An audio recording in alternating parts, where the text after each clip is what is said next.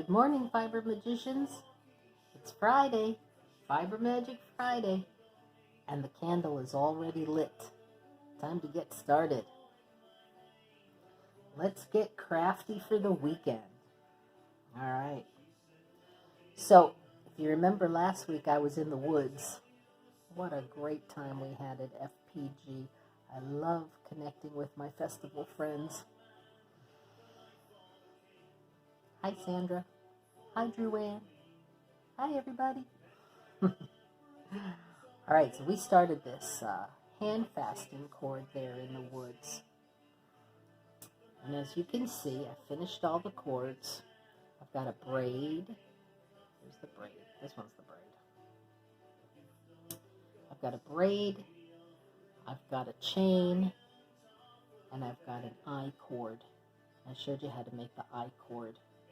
It's a little fiddly, but it takes concentration, and that's what's good for this project.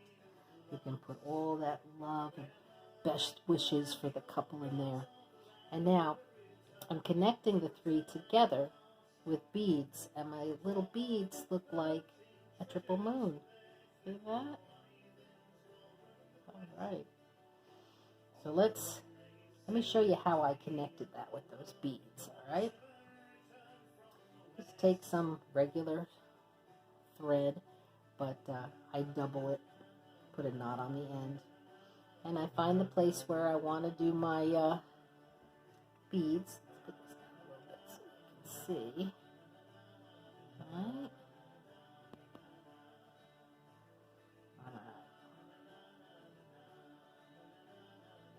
So when you find the place where you want to connect your three cords, you're going to place your needle through the first one, just like this. Right? So that attaches it to the first one. And you take your first little bead, and you make sure that the little moon is facing the right way. Put it on your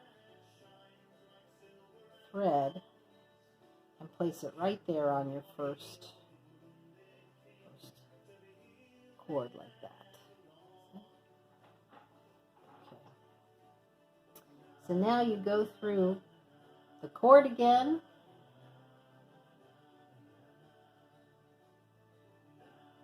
It's easier when you're doing this and it's laying down on the table.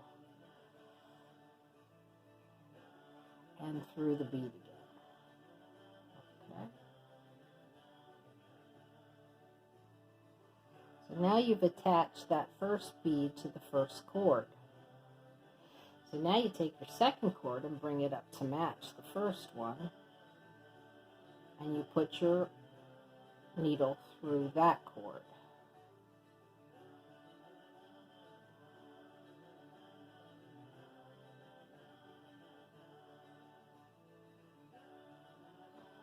See that? Go around again just to make it secure. So now you've got these two attached to each other. You pick up your second bead, which is the pearl, and that's going to act as the full moon between the two. You find the hole in the bead. That's probably the trickiest part. One hole in the bead. Let's go.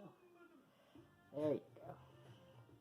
And again, you do a couple of passes on the second cord to attach this bead to that one. Well, you're almost there. See, you've got the crescent moon and you've got the full moon right up against each other. So bring that third piece up. Do the same thing. First you go through and connect the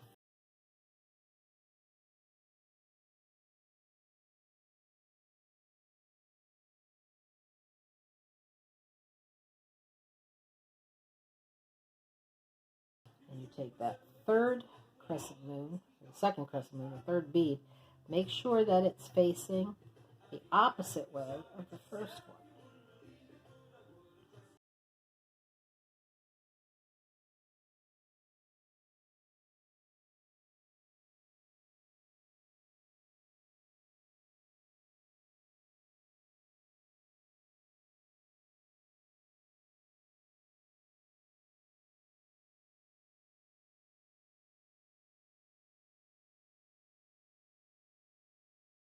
Now you've got 3 beads and the 3 cords connected. Now you're going to tighten it up a little bit. Take your needle and go through all 3 cords. Okay.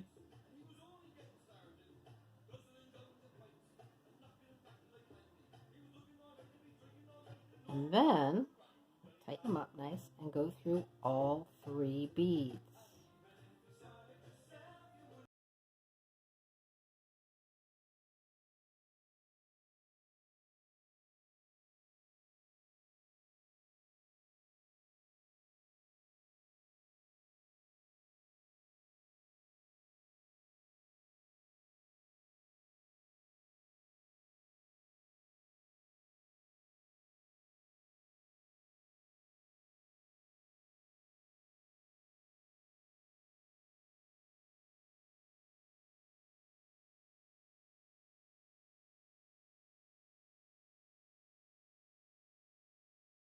Got a triple moon holding your cords together. And just make a knot.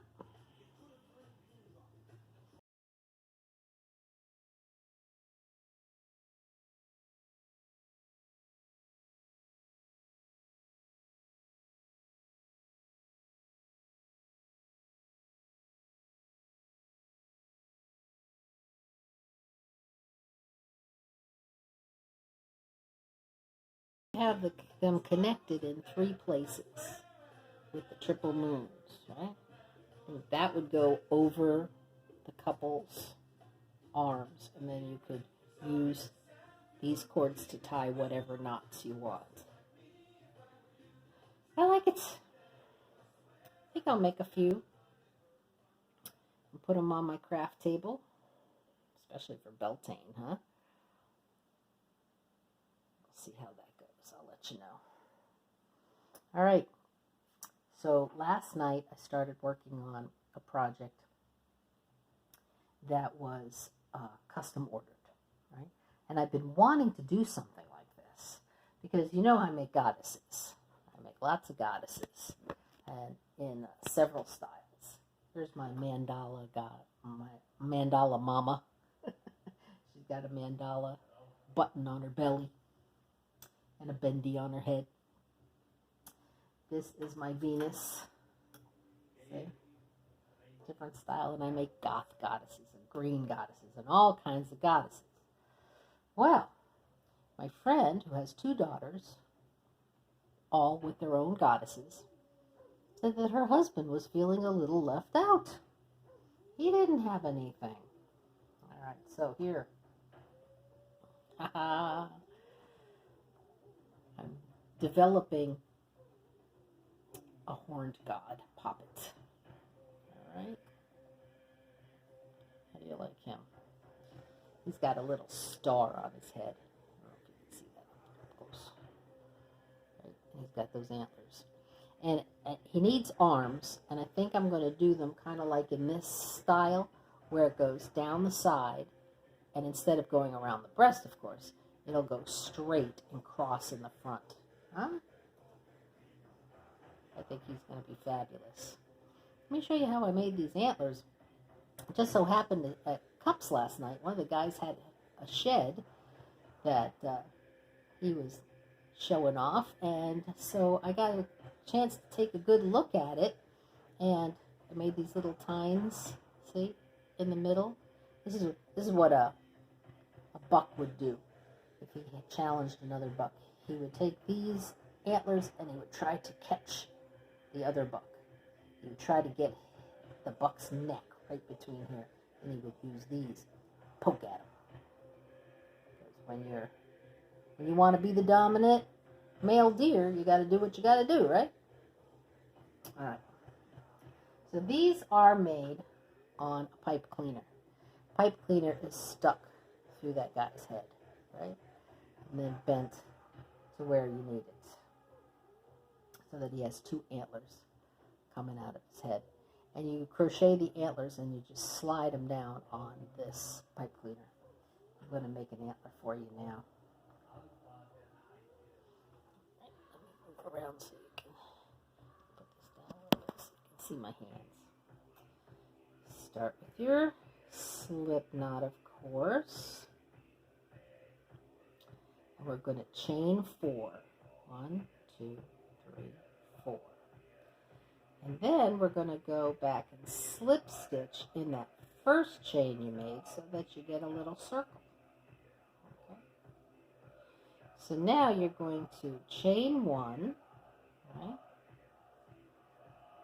And then you're going to go around these 4 stitches that you have. 1, 2, 3, 4. Go around and around. It's going to be a little tight, right? But you don't want it to be too fat. And you want to do this about 20 times. So that was 3, 4. Now I'm all the way around. Just keep going around. 1, 2, 3, 4. That's 8. 1. Oh, use your imagination. 2, 3, 4. That's 12. 1,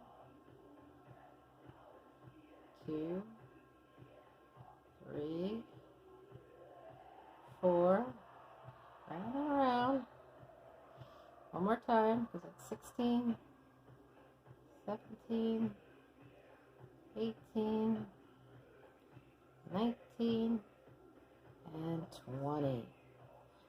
So now you're going to make the branches of his antlers, right? You do that by chaining 3, 3, and then slip stitch in those 2 chains.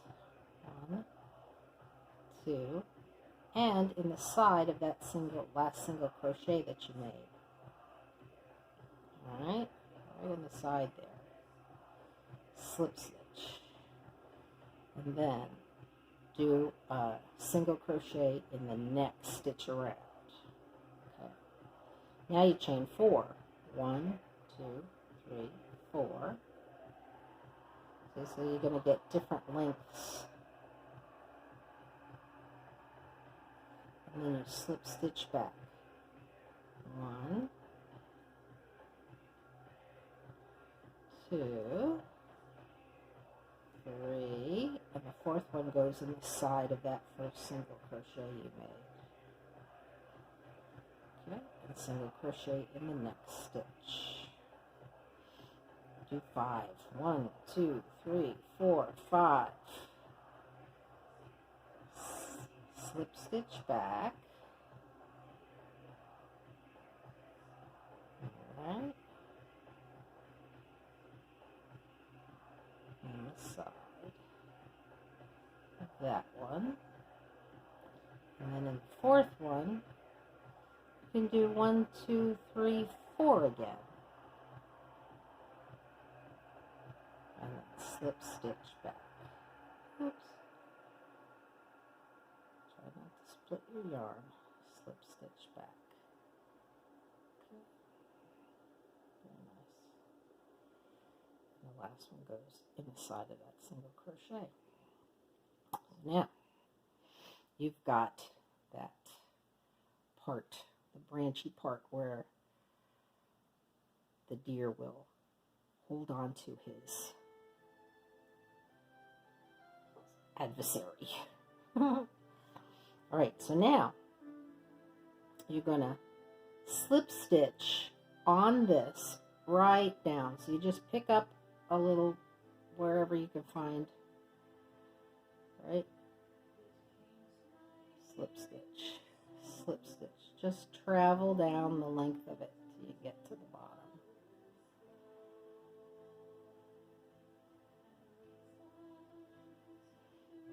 It's going to take 4 or 5, right? When you get down to there, you chain 3 and then slip stitch back for that little tang that's at the bottom.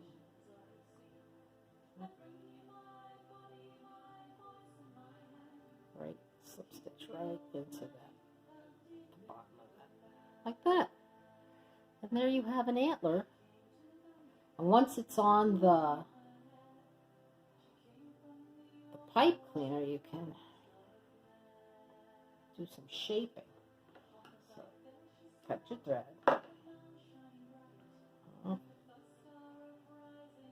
see if I can get it in there. Sometimes it takes a lot of fiddling. You can do the first one without attaching it to the head yet, but the second one has to be attached to the head.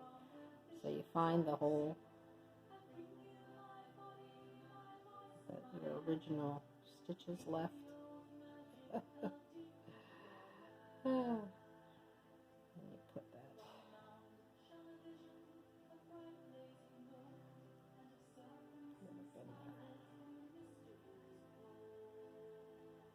Of course, this is not going to work for me. While I'm showing you. Take some fiddling. Do you get the idea? There it goes. Right up inside there. Don't go out. Stay in there. Wants to go out. Okay. So once you get it up in there, there. See? Oh, I did it. Once you get it up in there, then you can make that come around like that. Place those anywhere you want. It doesn't even have to be in there that far, because this has to go through the head. And then you're going to do the same thing on the other side with the tines sticking up, and you'll have your horned god. Huh? What do you think? I like him. Now that I've seen what male energy can do for my crafting, I think a merman is in order, don't you? We'll see what happens in the future. You keep tuning in every Friday to Fiber Magic Friday, because you never know what I'm going to be doing, right? And you stay crafty. And when you make anything, you put it on